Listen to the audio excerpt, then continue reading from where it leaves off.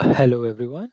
So today we are here in this next session of content fragment variation where we will try to explore how content variation works. So as we have already discussed, there are multiple templates or prompts available where we can provide our inputs to generate different type of variation.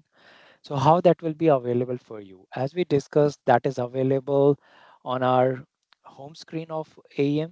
As you can see, this is the generate variation, which you can use to generate different variation, as well as once your feature is enabled, you can see the same on your content fragment editor with a button like this, generate variation. So both are the same in order to land on a screen and in order to work. So let's talk about first how which kind of screen you will get. So once you click on this generate variations card, you will land on a screen like this, where you can see some out of the box from template. As you can see, all these are out of the box template and some are custom template.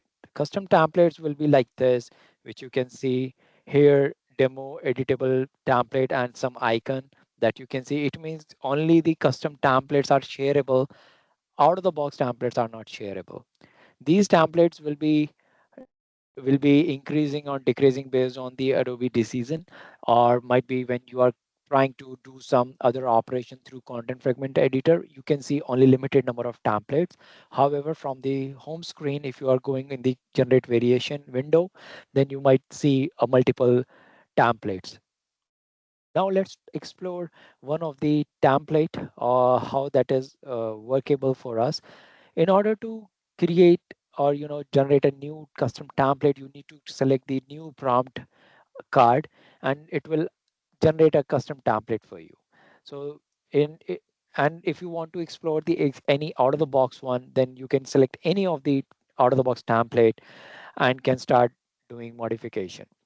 When we are talking about input section of the prompt template, it is coming up with some default input fields like what text you want to share and what is the intent of this text, who will be your target audiences. You can select from your target product, or you can expose your CSV as a external or public URL. Tone of voice you can set where you need to provide some keywords. Number of variations, like from the inputs, how different type of variations you want to generate. If you are having any domain specific information, you can share that, as well as you can share the temperature of your content. By default, that is one, but you can increase or decrease based on your business need. So as you can see, I have already provided some information here. So let's explore that. So when I'm talking about one of the content that I have already added here. So let me click on the reuse. So as you can see, I want to explore something, or I want to generate some different type of content for my social media handle, or for my social media account. That should be very short and crisp. And I want to generate content on these a raw content, and raw content is like amazing apps, endless possibilities. So these things I have added, and based on these information, I want to generate a different type of variations. And as you can see, once I hit this generate button, these variations will be available. Why these are three only? Because I set the number of variation as three. So now let's try to understand how these variations are generating and how these are correlating with all the inputs that we provided. The first one is related to Adobe Fuel's creativity. As you can see, the creativity, productivity, and these kind of words available in this. And the same thing you can see here at the blue, which is highlighted one. So as you can see, I have already given some kind of information in my supplying content, or you can say the content as an input. So productivity, as you can see, the highlighted one. Similarly, creativity, I shared in my creative here. So based on the input that I'm supplying, they are generating different variation of the content by leveraging the inputs. Similarly, they generated different input for three different type of inputs. Now let's talk about how or what are the idea behind to generate these all inputs. They are using AI rational. So when we are talking about AI rational, they are using social media friendly, create a content, and it should be crisp and vibrant of version. Similarly, if I look at the rational for the second option, then it is talking about conveyed the concept of transforming the modern into something extraordinary. Similarly, the next one is having different rational. So based on the inputs that we are providing, they are generating different content. For example, if you are more relatable with any of the generated content, you just need to copy this content. And once you copy it, you can place that content on your website page or asset or content fragment or anywhere else that wherever you want to use that content. However, currently my product is not enabled as we discussed in the very first overview slide.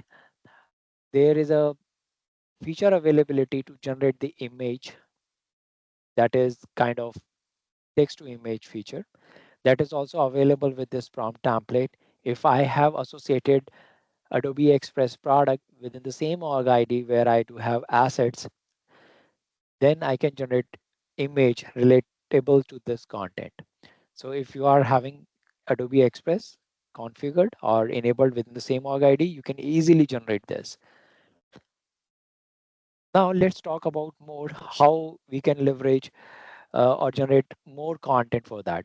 As you can see here, I have a different use case where I want to understand why to use AEM as a cloud service. If suppose we are very new and we want to understand, and I want to generate, number of four variations in that. And as you can see, I modified this template. I do have very less inputs. So they are generating all these information as well. But in case if I want to refine my searching keywords, so you can refine as well, like is Adobe or AEM as a cloud service better than a WordPress, then it is generating content as well. So you can refine your inputs based on your information, and it will show you like this. Like the first one I generated with different content, and I refine my inputs, and I have different content now. For example, if you want to load the overall inputs with any of the prompting response, you just need to click on the response but reuse button.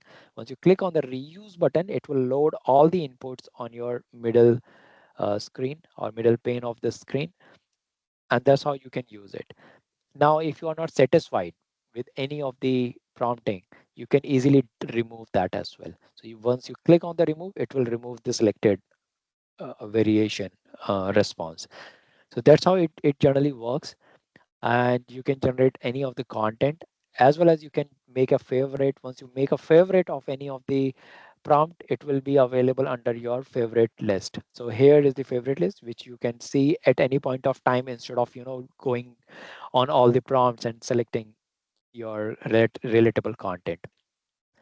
Now let's talk about how we can edit the inputs. In case to edit the inputs, what we need to do, we need to hit this edit button. Once we click on the edit button, this overall source will be visible to us, and you just need to do the changes. For example, currently you can see in the input uh, window, text to rewrite, this is the label of the same. And once I hover on the information icon and click on it, it is providing some more text. That text is coming from here in the description. So what you need to do, you can change at any point of time. For example, if I want to just for our purpose, if I'm writing a demo, it is coming instantly on my input area. So that's how you can do. And you can change your input field as well. As I'm using text, you can use different type of field, some buttons, drop down, and any other thing that you can leverage. If in case if you are having Adobe Target within the same org ID, you can use that as well to pull out all the audiences on your prompting template. So what you need to do, you just need to click on the Adobe target button, and this drop down will be enabled for you and will populate all the audiences, whatever you have added in your Adobe target product. Similarly, if you are having any CSV file which is publicly available as a URL, then it will be available in your dropdown. And as you can see, this CSV file is part of this one. So this is how you need to expose your CSV file. And this is again out of the box CSV file providing by Adobe. So I'm leveraging the same, but you can expose the URL of your CSV file in order to make available within your prompting templates. You just need to replace that URL. All right, so this is how you can change your overall input template. And once you hit on the preview button, you can see the overall preview, like how that will be available for you. And instantly you can see here changes. So once you are done with your changes, you are satisfied with all the input fields, need to hit on the save button. Once you hit the save button, it will ask the prompt name and the description. Also, it will ask, is that shareable across the organization or not? So you, by default, it is disabled. You can enable it. So what will happen? Your other users can use the same template. So that's how you can play around with your prompting template and can generate different type of variations. So thank you everyone, and do subscribe my channel.